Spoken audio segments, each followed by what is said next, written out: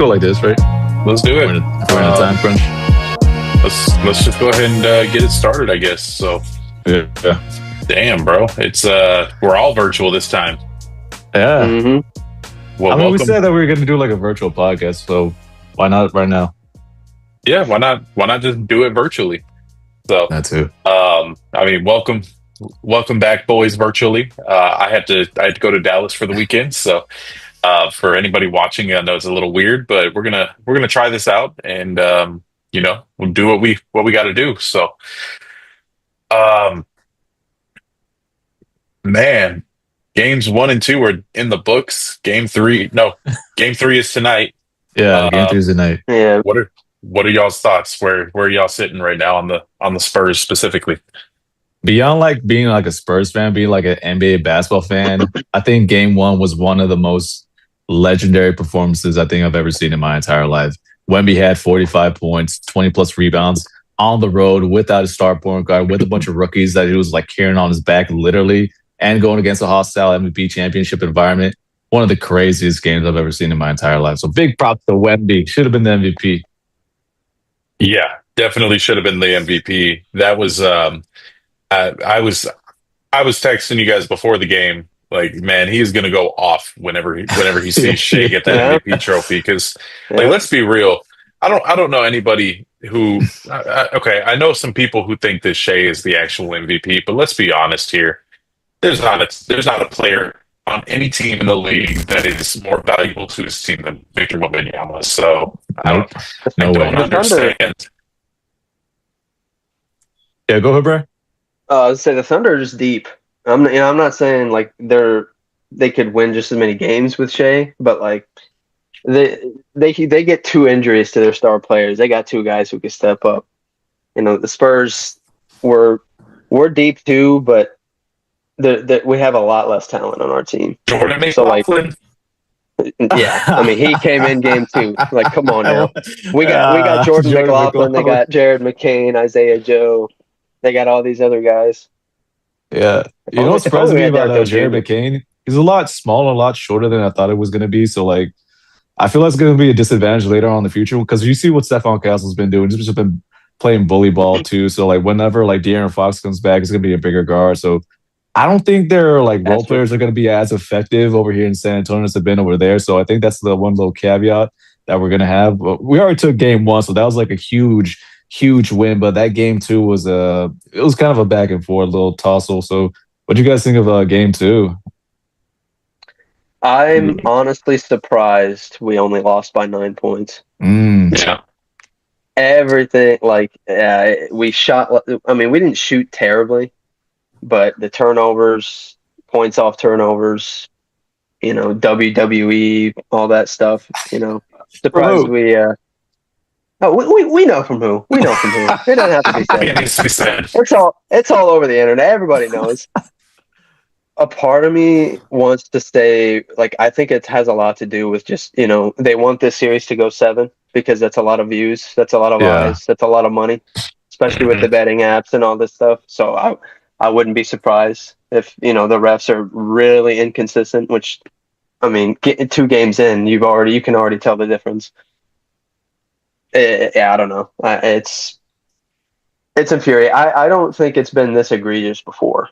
Like last year, and I know Edgar he hates Indiana for some reason. So when me and Emmanuel, I just think they were overrated. They got super lucky with that. Go ahead. But I was pointing out last year how inconsistent the refs are with OKC and their fouls. It's like, they could play football with the other team, and then you see fucking Isaiah Joe, Hardenstein, SGA, J. Will, everybody just flailing around all over the court after every shot, every possession. And then it's like, bro, nobody wants to watch that. Like game one was one of the most entertaining games ever, and it was fairly officiated. It was fairly officiated. And then you come into game 2 and everyone's like, what the fuck is this? Yeah, exactly. The one thing that I would add to that is, like, you talked about this earlier on, Brian. Actually, like, the NBA has a anti-flopping rule, and it hasn't been implemented in, I think, years now. Do you think, like, if they would implement it in this series, it actually deter OKC from actually doing all the flops and just playing around and hopefully not injuring Wemby or some other player from the Spurs by doing that kind of reckless action. Maybe, but if they practice it actively, it might just be muscle memory. Who knows?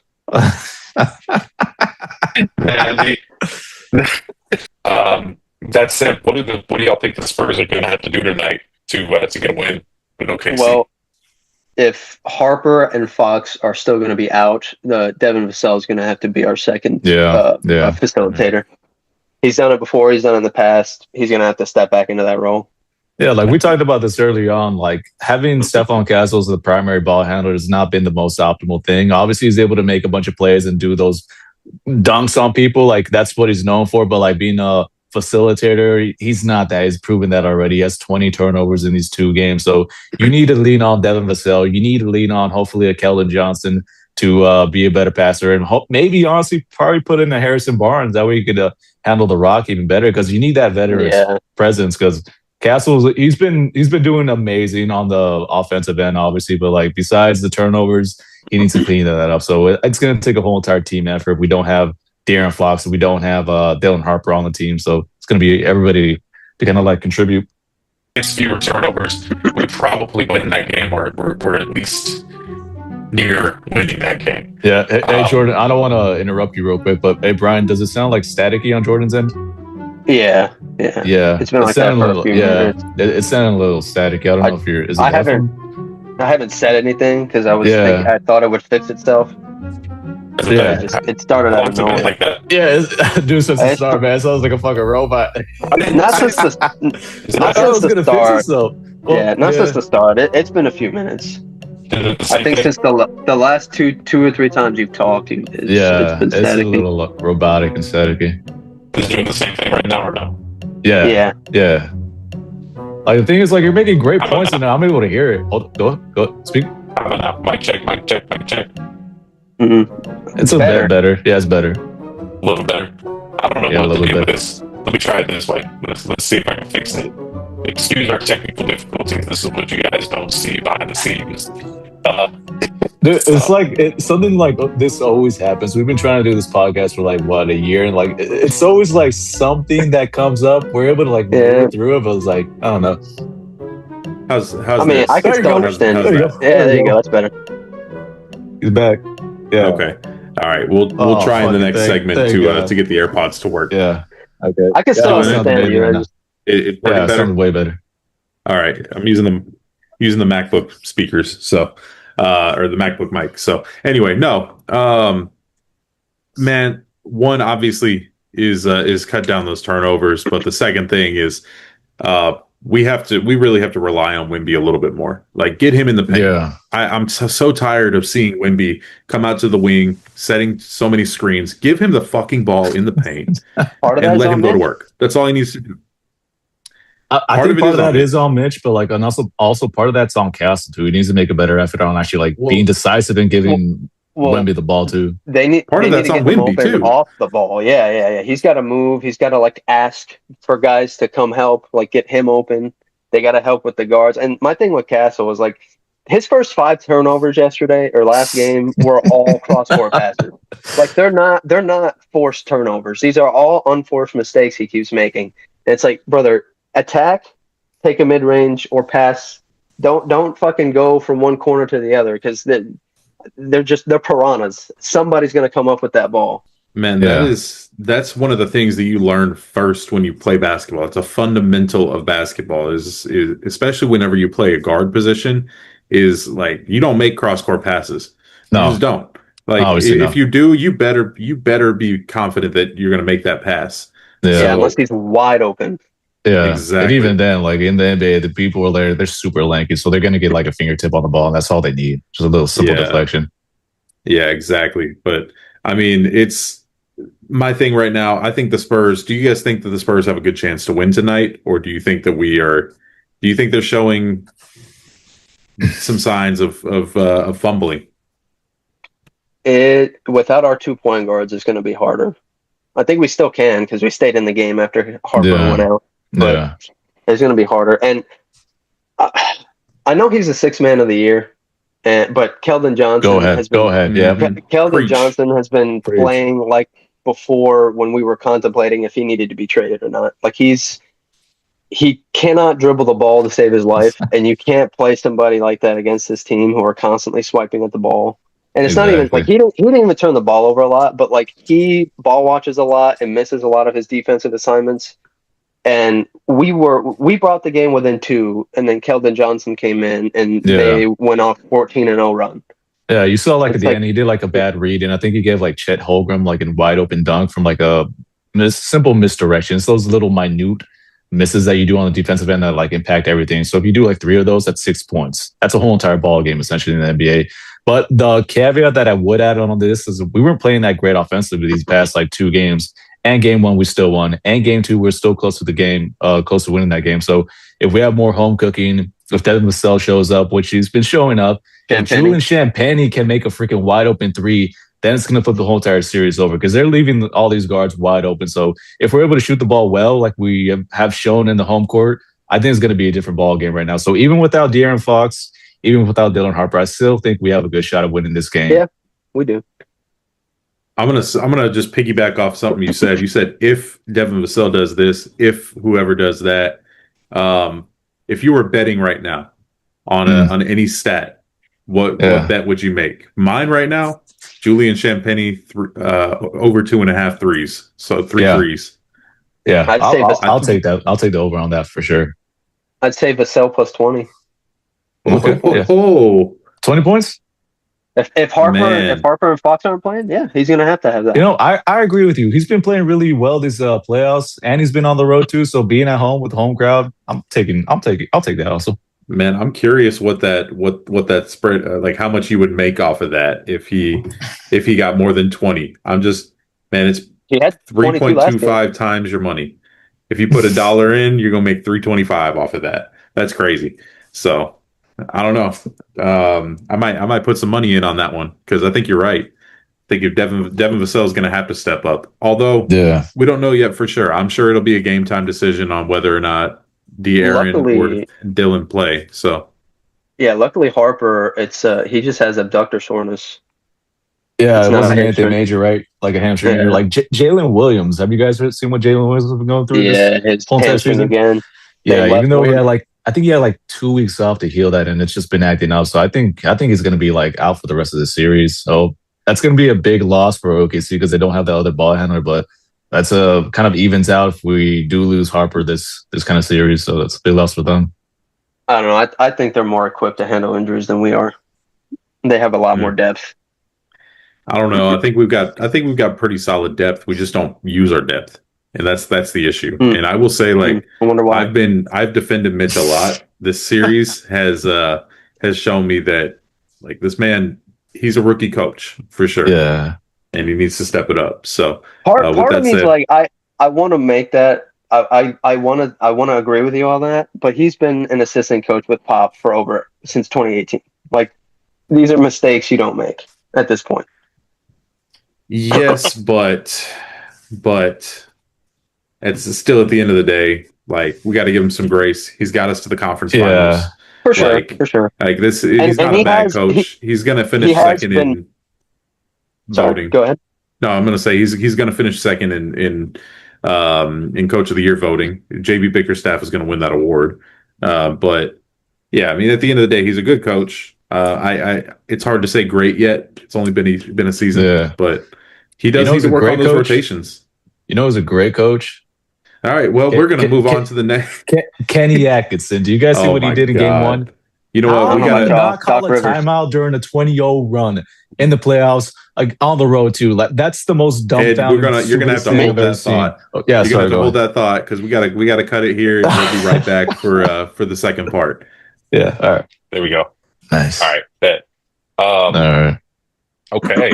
So, all right. Sorry to cut you off that last segment, Ed. No, you're good. Kenny Atkinson, man, that dude is trash. Every time I hear him in a post-game interview, I'm just like, man, if I were in charge of that team, I'd fire him. But what are your thoughts on it? It was the most ridiculous, beyond like basketball, just like coaching wise, one of the most stupidest things I've ever seen. Not only did he not call a timeout with like 6 minutes left, he also had a free timeout that he could have used beyond like the first 3 minutes. He didn't call that. He didn't take advantage of that. He didn't do anything to stop the momentum over there. He didn't switch out James Harden. He didn't do any defensive adjustments. He didn't put Max Strus in, who's the only like veteran kind of like leader. He didn't do anything. He just let them come back from a 22-point lead and make history on the road in New York Knicks. It was the stupidest thing I've ever seen in my entire life from a basketball perspective. Go ahead, sorry. I'm gonna say you see some stupid stuff from us. So it's happening again. Shit's happening again, Jordan. All right, fix it. Brian, what are your thoughts on that? While I fix this stuff on Kenny Atkinson. Yeah. Kenny Atkinson. I don't understand. Like, Mitch has done this too, and I think he actually did this against OKC at one point, where I don't know why some coaches just let teams go on 10, 14, 20-point runs. It's like, use a timeout. You have 7 of them. Yeah. And the substitution issues too. Yeah. Sorry, go ahead.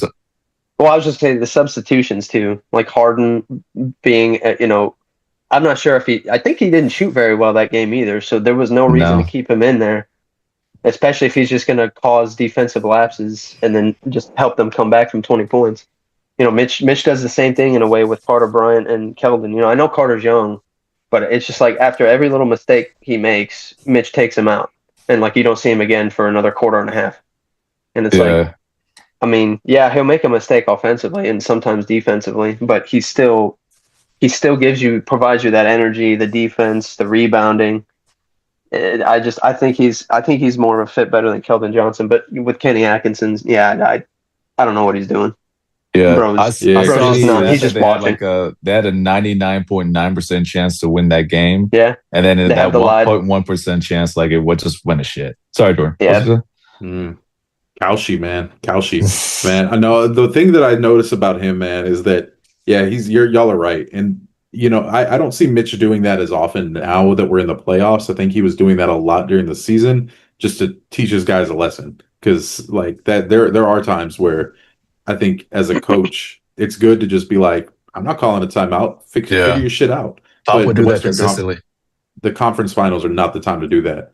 But for the love of God, like Kenny, my brother in Christ, they're scoring on the same thing 6 times in a row. Call a fucking timeout for Christ's sake.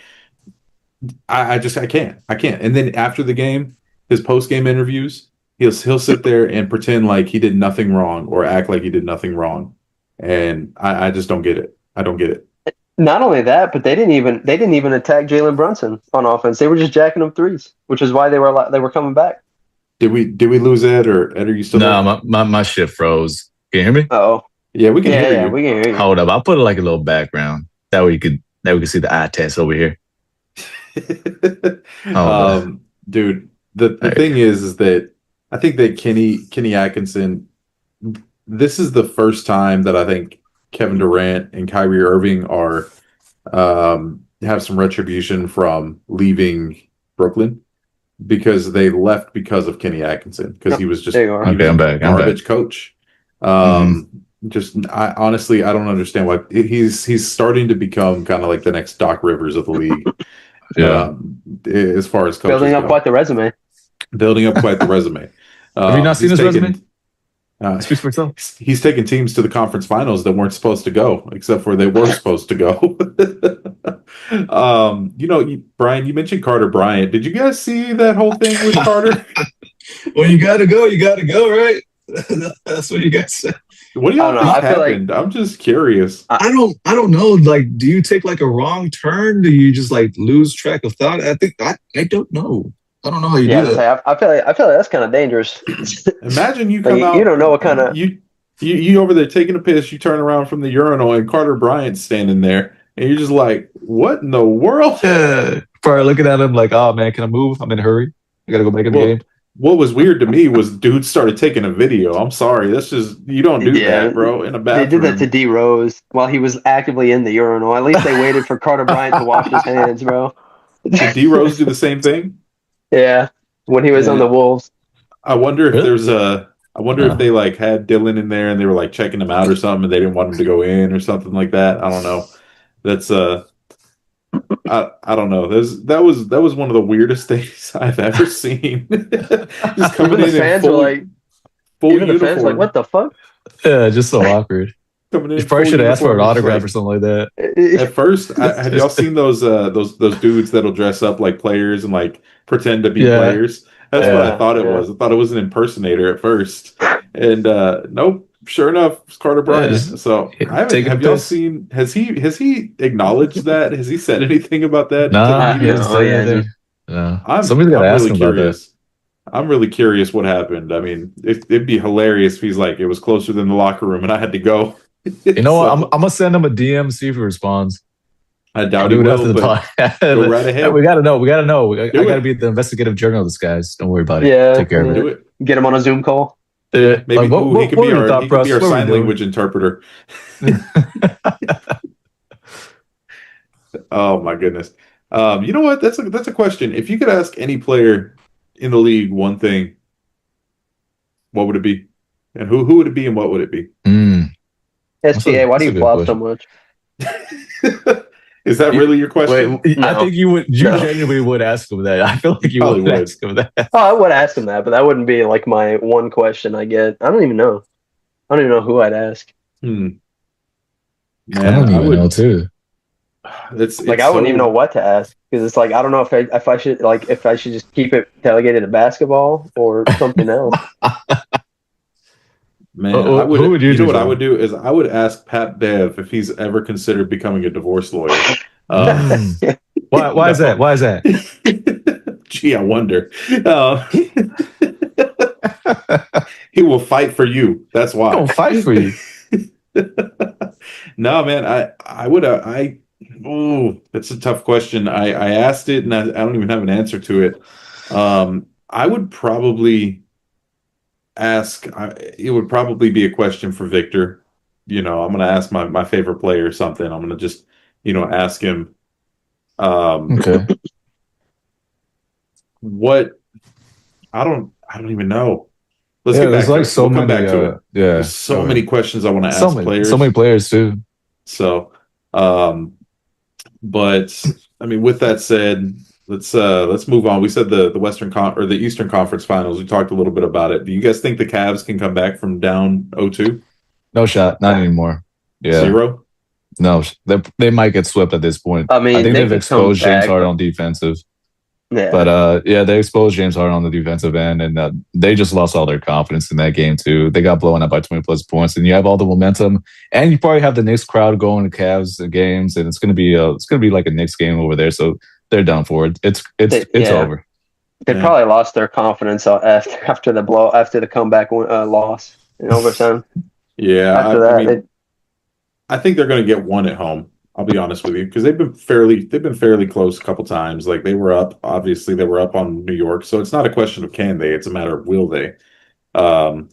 They can beat the Knicks. I think they'll get one. I think the Knicks are gonna close it out in New York. And can you guys see me? Did I cut out? Yeah. No. no. I think they're going to close it out in New York. But I think the Cavs get one game. I think they get their game tomorrow night, to be honest with you. I really do.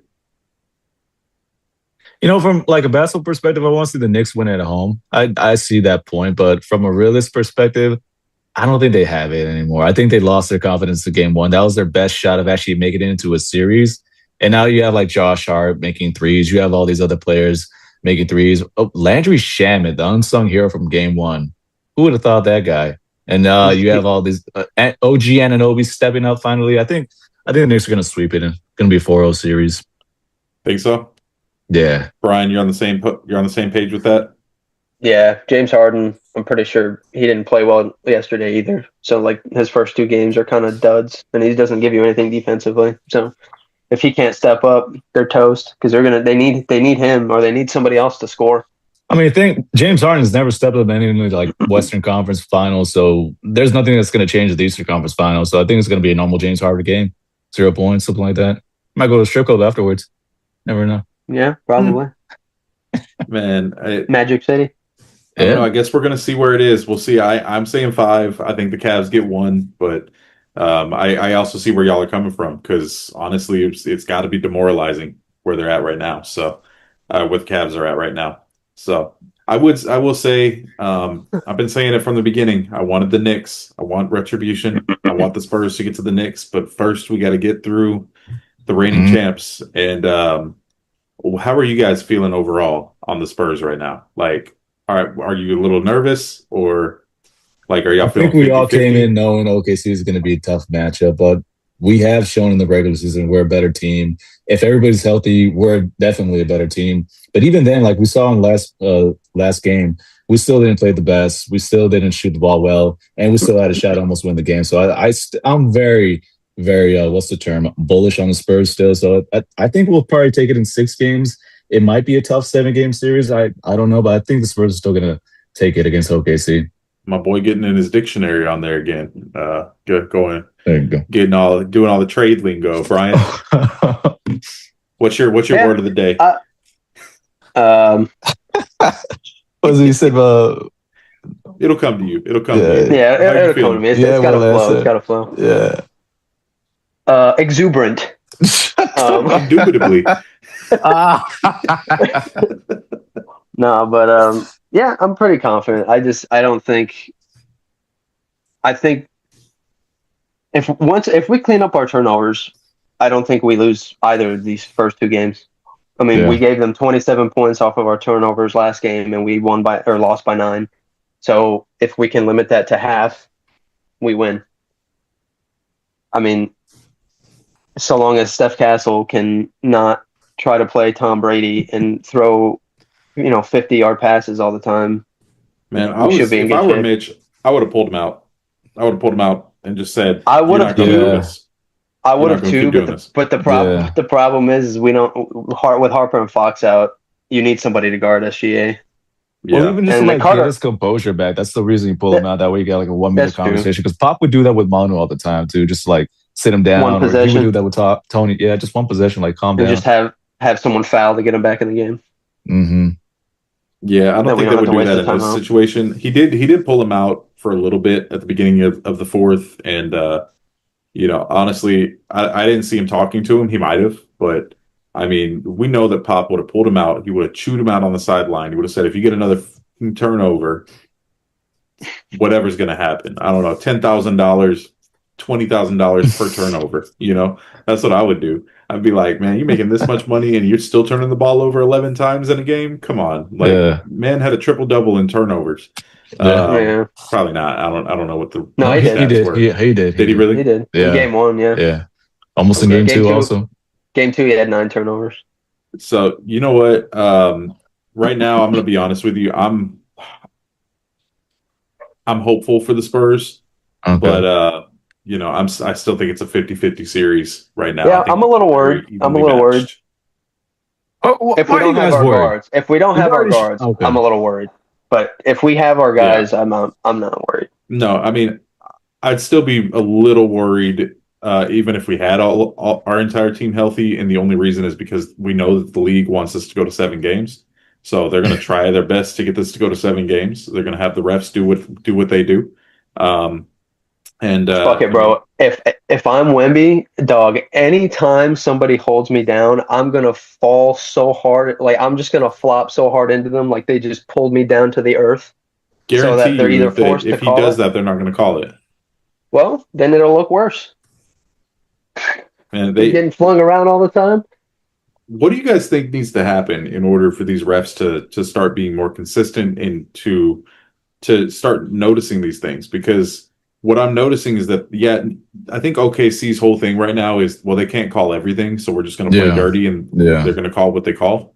But the issue with that, like you're saying, like the only thing that's possibly that will make them notice this is that injury. And the only way, like, have them notice this is like a giant injury to Wemby, because you've seen Isaiah Hartenstein, you've seen all these guards. What are they doing? They're holding Wemby. So I get it's physical in the playoffs, but like stomping on his foot. Doing that's actually dangerous. You're going to be able to you're going to hurt him in the future. So I think that NBA needs to step up and actually like make it a point of emphasis on the rest. Like, hey, just call that. That way somebody doesn't get injured or anything worse on the floor. We need to put Kelly Olynyk in there. What's he going to do? Kevin Love. Dislocate some I shoulders. forgot about that. I forgot about that. That's a throwback. Wow, man, showing our age now, dude. Yeah, I mean, honestly, I kind of do want to see like Mitch throw in some of the scrubs, and just Bismack. so that they can go in there There's and a beat reason why people he's up, on the team. just so they I can feel go like in there. Bismack. And imagine that kind of strategy. Yeah. Could you guys imagine that if a coach put in their scrubs just to go in and beat people up and get technicals and That's an whatever? enforcer. Like in hockey, they always have an enforcer. So we have Bismack, we have Mason Plumlee, and we also have but Kelly we don't use Olynyk. them. So We don't use them like that. we'll get rid of them. We Then should. throw them in there. Go throw six Bismack in fouls. there. Yeah, and I want have you him to run get through six Hartenstein, fouls. get into a fight with Hartenstein, get them both ejected. Yeah. Exactly. Yeah, Eject do both that. players. Yeah, why not? I mean, it's not a bad idea, you Yeah. know, because if Hartenstein swings back, they're both out. It don't matter. You don't have a choice. Mm-hmm. So we need to call Mitch up and tell him to do that. And you know, have him whoever pays Bismack's fine. But man, is there a Spur on the bench that you guys really want to see play the series a little more, other than Carter Bryant? Maybe Harrison Barnes at this point, just because he has that veteran presence. Because Kellen Johnson's been he's been non-existent throughout the whole entire series so far. What he's been doing is going inside of the paint with three people and just like holding the ball there. He hasn't Has been. Keldon been ass? He's been giant ass. He's He's been been the biggest ass of the Spurs. So like having Harrison Barnes there, at least he's gonna give you some veteran presence and some like continuity. That way, like he knows what he's doing on the floor. And overall, he's a better shooter. He's a better defender than Keldon is too. So, and he's longer than Keldon. He can get more rebounds. Keldon's a big body, but you can't really do that when people are swiping at you all the time. No, Harrison is a smarter player. I mean, I think the obvious choice is Carter Bryant, and I do see why Mitch pulls him out from time to time, because he does make a lot of mistakes, especially around spacing and about fouling people and whatever. But to be honest with you, I was surprised that Carter wasn't in the game at the end of the game, because we needed a defender. Carter's a big body too. Like Carter's about the same size as Keldon, so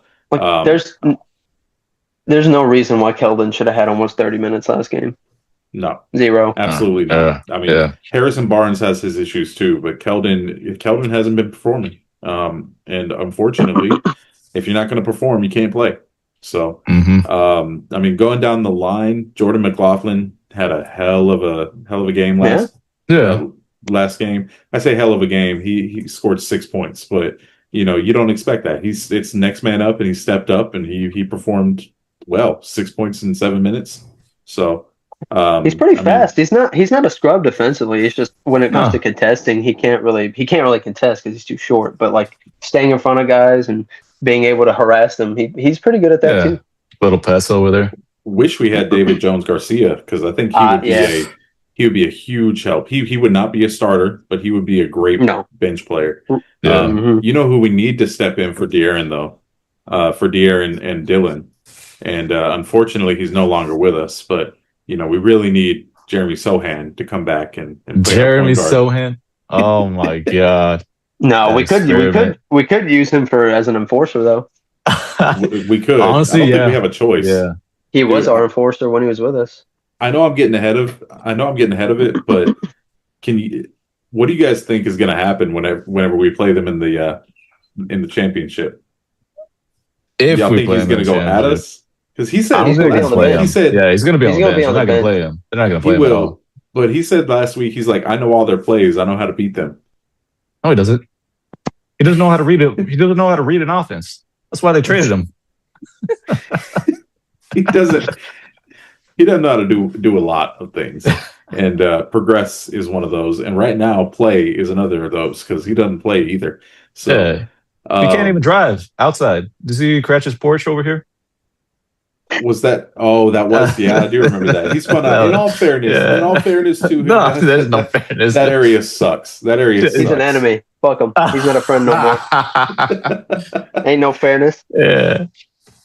Oh man. So, with that said, y'all, we're gonna cut it here real quick. Move into the last segment. We're gonna have a little bit of fun. We're gonna do some. We're gonna do a quick little you know how we close these things out. So I'll let you guys know here in a second, and we'll be right back. Oh yeah. What are you twirling around over there? Chain necklace. Oh, no chain. No chain. No chain. Do your chain hang low? It wobbles to the flow. Actually, Oh, I can even tie it in a knot and a bow. Oh, forget the rest of the lyrics. I can indeed throw it over my shoulder. Ah, If it's hot, sometimes it cools you off. It makes it cold. Oh. And then it does indeed hang low. that's some good lyrics right there. So OKC Thunder series, I thought was gonna be our issue. Yeah, that was and then Timmy stepped up. Yeah, when Tim Duncan did like that turnaround over Russell Westbrook, I'm like, holy shit, we're doing it. Because once we go past them, like it's over. There's nobody could beat us. Yeah. Well, that was the Western Conference Finals. I started crying. I was so happy. I'm like, yeah, thank God. How's the mic sound? How's the mic? Mic check. It's good. It's good. 1 2 1 2. 2 1 2. Let's see here. I just saw that Dylan Harper is game time decision. He does have an adductor strain though. So, Yeah, I don't know. He was a game time decision, I think, earlier on. I don't Did think they say anything about Fox? He's probably not. No, they didn't say anything about Fox. He's also a game time decision. But that was they said that a couple days ago. We knew that was going to happen. Man, I just saw something that apparently Kyle Busch was found overheating and coughing up blood on the bathroom floor of a training facility after he got out of a simulator. So what the crazy. fuck? Yeah, from what I've gathered, it was pneumonia. His lungs filled up with blood. You think that was how does that happen? Like just a random infection or like just anything pneumonia? Yeah. Damn. Bronchitis can turn into pneumonia. And you don't get it checked out, and you don't get help on it. I mean, the man was probably just too stubborn, prideful. Stubborn, was like, nah, I'll be fine, whatever. You know, we as men do. So I know. I know I don't go to the doctor when I should. So shit, I still haven't gone to the doctor about that damn ACL. So it's a sad day. But with that, but anyway, all right. So let's go ahead and wrap this thing up. So all right. You guys ready to close this thing out? Yeah. All right. Cool. So we are back, and we're going to go ahead and just close it out with a closing segment. We're just going to have a little bit of fun here. So I'm going to give you guys a take. And actually, I don't even know these takes. I'm getting them one by one too. So I'm going to give you guys a hot take, and you tell me if it's reasonable, reckless, or it needs jail time. So the first one is Knicks fans being happy is bad for America. Nah, that's reckless. Yeah, that's reckless. That's reckless. Actually, throw that shit. Throw that. Yeah, I was gonna say throw that out. Yeah. Throw that out. They've been loyal fans. They've been loyal fans. Yeah. I'll say that. You know the how we talked about the most overrated fans of being Houston Rockets. These are not the same. Knicks have always been loyal since they've been from the start. They've been dying for their team to win again. Yeah. I give it reckless, but because I feel like once they do win, that city's going to burn to the ground. You know, I won't go there, but I won't give my feelings on that. But who's their mayor right now? Yeah, whoa, better watch out. It's not Philly, thank God. That city would have been burnt to the ground. Like, I'm surprised San Antonio has it with all the honking. Oh man. Yeah. All the Edgars going out there. Chill. There's been a lot of Edgars. There's been a lot of burnouts. There's been a lot of tortas running around. Have you seen those? Running with the accent. I'm sorry. Walking around. Mm-hmm. They've been taking a lot of churros, space right? there. Yeah, the churros. Brian, how they eat them churros? All right, second take. OKC fans are no longer allowed to use the phrase "nobody believes in us." That's reasonable, right? Reasonable. Yeah, absolutely. I still have never met an OKC fan, so I don't even know if they exist or not. I don't believe they exist. I don't believe they exist. Yeah, they're unicorns. I don't believe they exist. Yeah. Man, honestly, OKC fans are starting to become the worst fans in the league, in my opinion. Like, if you go online and you like look at anything like, and to be fair, this is like Instagram, Twitter. OKC fans are getting so annoying, bro. They're over here, like I was on Instagram right after game 2, and they're just talking shit about why you guys being bitches. Why you guys being bitches? Like, bro, Wemby was holding too. Like, no, the fuck he was not. Not the same way. Not the same way. No. You know, Wemby is ethical. He's an ethical alien. So what do y'all think? Reasonable on that one? Yeah. Might as well. I still don't know. I don't believe in the OKC fans. I just don't know. I haven't seen them. So the third take, Wemby on a bad night is still better than 99% of the league. Yeah. Great take. Yeah, that's Great a good take. Yeah. That's reasonable. That's he's beyond true. He can only really be bad on offense. I don't think he's capable of being bad defensively. Yeah. I think our last game was like him. Our last game was Wemby on a bad night, technically. So like, yeah, I think that's really. And he had 4 blocks. So. Yeah, missed his threes. Yeah. I mean, he only missed a few. He was like 5 of 7 or 4 really of 7. Quickly, like can we talk about that 3 in game 1? Oh, man. Bring that one up. Did we not bring that up? We didn't bring it up. We didn't bring that up was game the 1 craziest shot I've ever seen. Like in terms of like aura, that's an aura-defining shot. Yeah, like, that was an aura-defining game. That was his like. If only that had topped off the night. Yeah. Like had he finished the night with like a game winner like that, that would have been just. Poetry. He had like game-winning blocks, so it's kind of. But no, yeah, like we wanted a double overtime after that, but yeah, incredible. That was the honestly best game I've ever seen in my life. But whenever he put that shot up, instantly my head said, "It's going in." That's a terrible shot.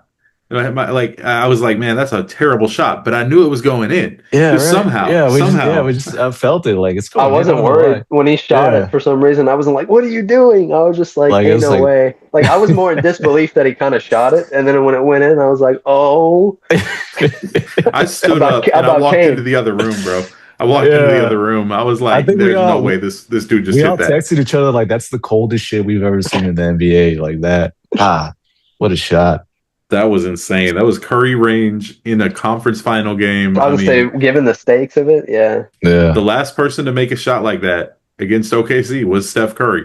So from that spot, that's the furthest shot he's ever taken in his career, or ever made in his career, at least. So yeah, dude, that was wild. I mean, we need game 1 Wemby to show back up, and honestly, we need him to start dominating the paint, and we need to draw their bigs in, draw their players in. He was drawing them in last game. Oh, yeah. Make them double and triple Wemby. It's the only way we're going to win. And honestly, we really need to foul out Hartenstein, but I digress. All right, so here's the next take. Cleveland is the NBA version of a nice restaurant with no seasoning. Yeah, you can tell I got that one from ChatGPT. I can kind of agree with that. But. I was like, I don't know about that. Yeah. Nice restaurant with no seasoning. Is it just because it's Ohio? Because that's pretty much what it is, man. Like Chili's is a nice restaurant there. Let's say if we're going based off of the team. Hey, hold up, Brian. Hold up. Don't disrespect Chili's. It's a good spot everywhere. Yeah, it's the nicest spot in Ohio. Man, that's like a Michelin star restaurant right there. It's like it's a Goodyear star. That's a Goodyear star there because I think that's where they make Goodyear tires. I feel like that's reasonable. We're just going to pretend that one didn't exist. All right. Here's another take. The Lakers offseason is already more entertaining than their playoff run. That's reasonable. I would agree. Yeah. Yeah, they didn't really do much in the playoffs. They were all injured. All right, next take. Brunson is impossible to hate. I think that's pretty reasonable. I think the way he turned down $100+ million contract still shady on my end, but like everything he's doing on the court, he's planting trees, bro, and planting trees. He might be planting trees, planting something else, planting some money laundry. But I digress. But yeah, he's a good player. Yeah, he's a good player, a good person too. Got nothing to say, nothing wrong to say about him. Yeah, other than the occasional flop sometimes, but other than he's not even that much. Yeah. Other than because he takes care of business the way he should take care of business. Did you see like what he said? He said he's not a superstar on the Knicks. Really? Yeah, he literally said that during this playoff series. I forget what channel was or like what news outlet was covering that, but he literally said that about himself. So like he's a humble dude. Nothing wrong to say about that guy. He has a giant head though. Cool guy. Giant fucking head. Yeah, look at it. For his body, yeah. All right, last one. Chet is the devil on earth. Yeah. Wait, what do you have against Chet, Jordan? I hate Chet. I hate Chet Holmgren. I hate Why? Chet Holmgren. Almost as much as I hate DeJounte Murray, but I'm leaving. What were the yeah. No, that one Fuck just that guy. I made up. All right. No, that one I made up just to get a dig at Chet because he's pissing me off, bro. He's pissing me off so much because he's not even good. He's not even good. This is a hot take. Do you think he's not even good because OKC hasn't let him develop the way he should? No, I don't think he's that guy. I think that he's lazy. I think that he's not skilled enough to be a great player in this league. I don't care where he goes. I don't think he is that good. He's not that guy. He's been in the league for what, 4 years now? Yeah. He came in 2022, injured the first season. Yeah. No, Wemby's been in 3. Chet was drafted in 22. But he never played the first year. But so. Chet had the first year to bulk up and build up, and he didn't do it. Yeah. He's maybe there are levels. It's like Chet was here and he stayed here. Wemby was here and he's off the charts now. Like, my thing about Chet is that he's not great. Yeah, go ahead. But OKC's always been in the playoffs and always been in the conference final, so he hasn't had that proper offseason actually bulk up and actually work on his offensive skill set. And I think OKC's hampering his development too, because I think he's a better ball handler than most people would actually believe, and I think he's a better 3-point shooter than he's actually shown. But like he's in that OKC system, so it's kind of like hampering his development. So I feel like if he would go somewhere else, he'd be a way better player than he is right now. I could see the problem is they're trying to play him like he is very much like a Kevin Durant, at least to me, in terms of like his body type. But he doesn't play like Durant. He tries to play like a big man. It's like that's why he's a lot of inconsistency sometimes, is because you're too small to be playing big, but then you don't have the skill set to play like KD. So you're kind of in limbo. And when you go up against a physical team, you can't do jack shit because you don't have the skills to be a Kevin Durant, but you also can't do what you normally do. So now you're stuck in no man's land. You're stuck with just hitting wide open threes, catch and shoots, maybe a backdoor dunk, but you're not bodying nobody. You're not post moves. You're not, dribbling, taking pull-up shots. So he's got to pick a play style. If he's going to play like Kevin Durant, play like Kevin Durant. But if he's going to be like a big man, he's got to get some meat on his bones. Yeah, but the thing is, like, I feel like he has the ability to play like that, but he hasn't had that proper offseason to actually like work on those skill sets. So that's what I think about Chet Holmgren. He's had the offseason. He's had the time. He's had the time to develop. The thing is, the past 2 years hasn't been the best. The thing is, he does have to play as a role player on this team. Mm-hmm. He's not a star player. He's not a star caliber player, to be honest. I think his ceiling is Denny Avdia. Like if he were on a different team, I don't think he's that guy. I think he's too skinny. I think he relies on his jump shooting. I think he relies on other players to get him looks. I mean, it just, not to mention he's a poser, bro. Like the whole thing of that. I mean, I'm sorry, Chet. You're white, bro. You're white. Quit trying to act black. The man can't read. Like, I guarantee you that motherfucker has never had oxtail before he took a picture of him eating it in a do-rag. Like, just the guy, I understand why Wemby hates him. Wemby hates that man, and so do I. And if Wemby hates somebody, you know that they're bad. So, all right, Jordan. I'm going to ain't it crazy that he came second to Defensive Player of the Year? He was second place. This year? Yeah. Yeah, with no votes. Nobody's gonna vote anybody else besides Wemby. So it's like, just whoever you want to pick. I'm just like second place votes. He got the most second place votes. It doesn't matter though. All of them are second place. They're all irrelevant, man. Because none of them got any first place votes. Pick somebody off a hat. Doesn't really matter. Yeah, exactly. Yeah, DeJounte Murray. Anyway, first team all defense. You know what? So just quick prediction before we wrap this thing up. Quick prediction for tonight. What's the final score? Who wins? And what's the story of the game? I think it's going to be 109-92. Spurs win. I think Wemby's going to have a dominant game, and I think the Spurs are going to be shooting threes at a better rate than they were in the other playoff series. I'm going to say 115-110 Spurs win. It'll be close, but I think our role players are going to step up. Yeah, I'm saying 108-104. I think Spurs win. I think Julian and Devin have great nights. I think Steph limits himself to 5 turnovers. Yeah. And I think Wemby pops off for 35 plus in this game. So if we can do that, there's absolutely no way we lose. I still think it's going to be close. So either way. Yeah. It might be. All these games are going to be, I think, decided by less than 10. Unless there's any major injuries that, but, there we go. Some wood. All right. With that said, y'all, hey, you know what? I'm just going to say it. With that said, this is we're just going to wrap up this episode of the Eye Test on our 7th consistent episode. So welcome, saying welcome, man. I'm over here trying to close the damn show. Please follow, subscribe, follow us on social media, and we'll be back next week, hopefully in the NBA Finals. We'll see y'all then. Let's go. All right. Yes, sir. Later, guys. Wait, should we actually hang up or no? Do you want to? Oh, hold on. Let me see, dude. I think I have a phone call coming in. I'll see y'all later. All right, later.